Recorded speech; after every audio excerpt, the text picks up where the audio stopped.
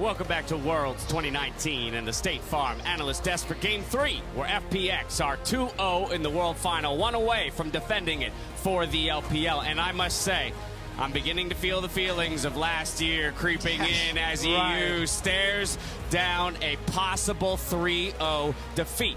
But while that doesn't look great for the EU region, I do want to talk about how FPX got here to such a dominant position. Yeah, and LWX is a player, for me, who, while the rest of his team does enable him, I think Crisp has been an incredible player. I think Doinby's had good control of mid. He's doing in this series what he did in the LPL, where he nearly set kill records. And he's doing it again. He's deathless with, I believe, 18 or 19 kills at this point. He has been out of control this series. Yeah, 19, 0, and 11. And we talked about during the pause the way they're also winning the draft minigame within this series. Yeah, and I'll take the flame. I did not expect LWX to just smash through this series. I felt for a very long time LWX was propped up because he was laning with such an incredible support in Crisp. And it was the fact that Crisp facilitated LWX to look so good. But in this series, he is having a career-defining series. LWX is smashing kids right now. Yeah, I mean, but there's nothing bad in saying that Crisp and Tian are still setting him up extremely well. I think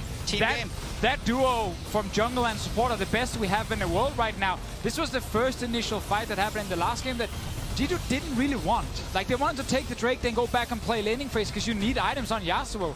This was actually suddenly early kills over to FPX, double kills specifically for LWX, and now, when he has the lead, the team will keep playing aggressive to his side. Yeah, and we really got to see FPX come together here, and also we got to see G2's greed punished to a level that we've yet to see so far at the World Championship. Like, even this play, yes, G2 wants to try and turn the game around, but when those high-risk plays don't work, they are also very punishing. They overcommit, and then they get destroyed. But this is what I love about FPX right now, because what FPX has decided to do in this series and say, we don't need all this 1v1 shenanigans, we don't need to keep our top laner against Wonder or anything. No, whenever there's a chance for G2 to start a fight, FPX have already moved 4 members nearby, and what FPX are bringing, especially in the last game, way more crowd control on their side. So the moment G2 try and step forward, Mickey especially, instant CC, and then you pick up a kill for your AD carry. That's why LWX are getting so many of these kills as well. It's just much easier to execute League of Legends, and then individually, FPX are skill checking G2 and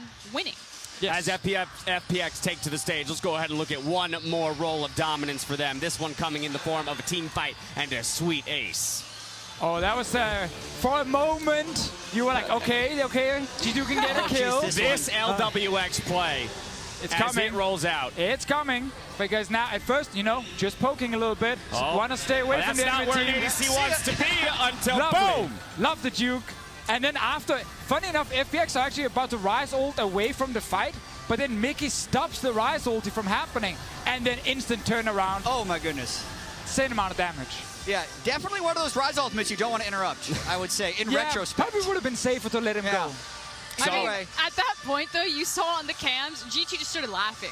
And they just, they kind of opened mid and just started running directly into them, just being like, okay, this one's probably over, guys. Like, throw what you got, but let's just go next. FPX chooses blue with side selection in Game 3. No surprise there. But I want to talk about where G2 finds an answer. How do they come back into the series and extend it? So, G2, as we all know, is undefeated in best-of-5s this year. And they've been down 0-2 before. So in terms of teams that are down 0-2, G2 is definitely one of the better teams in this situation. And you could see it by the fact that they were laughing a little bit towards the end of that game, that they did have spirited conversations off stage rather than one person kind of blankly staring at the ground while the coach tries to talk to him. A story we've seen from other teams in similar situations. So if a team is going to come back, it could be G2. But as you mentioned at the start, we can't keep having 3-0 finals, Dash.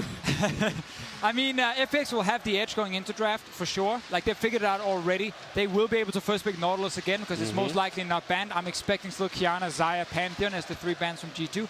But what you can do now on G2's side is don't necessarily early pick things like Varus. you can actually, if you want to play with the Ezreal style and try and play heavy towards top side, it is an opportunity for you, but you need something then that can early roam together with doing B, and not the Pyke that needed to wait 8 minutes before he got a Tiamat to match the Nautilus. That cannot happen. Frost, give me your final thoughts. I think it's going to be more standard League of Legends with G2 with late game insurance policies. I agree with Deficio that they're probably going to trade kind of an early priority bot lane pick unless the Xayah is available and try to get Jankos one of his champions. Every single time Tian is getting that Lee Sin, and every single time second bans, it's Olaf Rek'Sai, and Jankos is being forced onto this Elise. I want to see Jankos get one of those more powerful jungle picks so they have an answer in that early game. The players are prepping for game 3. This is the shot for G2. They've got to shoot it. We're going to head back over to Quick Shot. Kobe and Papa for the call. And welcome back to the cast as Kobe is praying for more games. We want to enjoy this atmosphere for as long as we possibly can. And in order to do that, G2 Esports need to do something different and to bounce back. They are on the red side this game as FPX have picked the blue side. And Papa Smithy, how do you anticipate the draft to change as we go into this game? I think red side bans have to be different. We talked about the gamble G2 took, leaving a lot of those common cards from FPX's previous successes open. Didn't work. And now you're facing the barrel of 3 match points. But what do you add to the ban list? Because can you really afford to leave Rise open to FPX at first pick?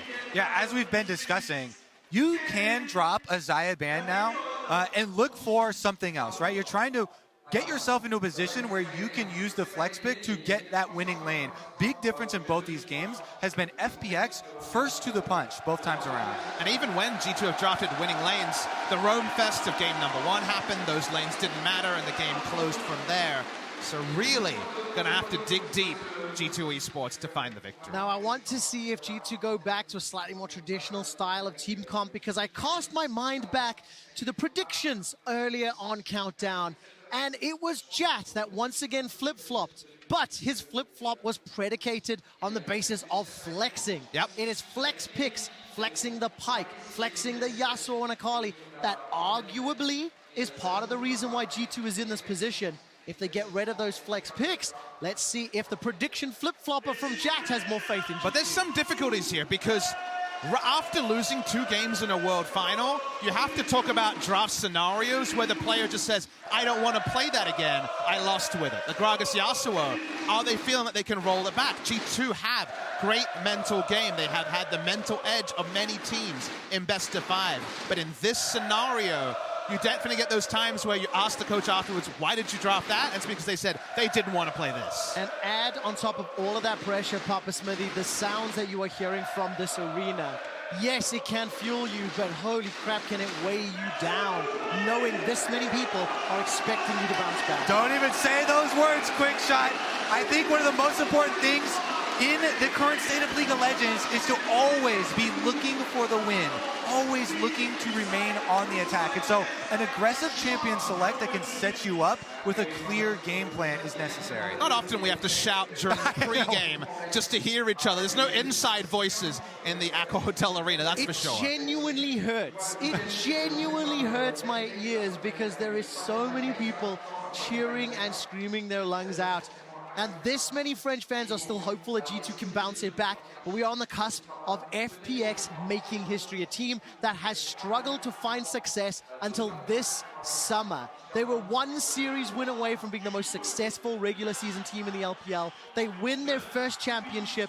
And if they close this game out, it's the 2nd World Championship in a row for the LPL for China and the first ever for FunPlus Phoenix. And in the modern era, a first-time qualifier for Worlds hasn't won the entire title since way back when, since Taipei Assassins so many years ago. So in the modern era, it's unprecedented to just rock up to your first Worlds and then take home the trophy. I do enjoy seeing the smiles and laughter on the side of G2 as we are just about ready for draft. I can see both Perks and Tian giving the all clears in chat, and I anticipate us starting the draft. So let's get this future seeing crystal ball from Kobe back out and open. Okay, yep. The two of you have had fantastic anticipation on the draft in both of the previous games. So where do we start knowing FunPlus Phoenix are on the blue side? Knowing also that G2 are backs against the walls, must-win situation, I would not be surprised to have them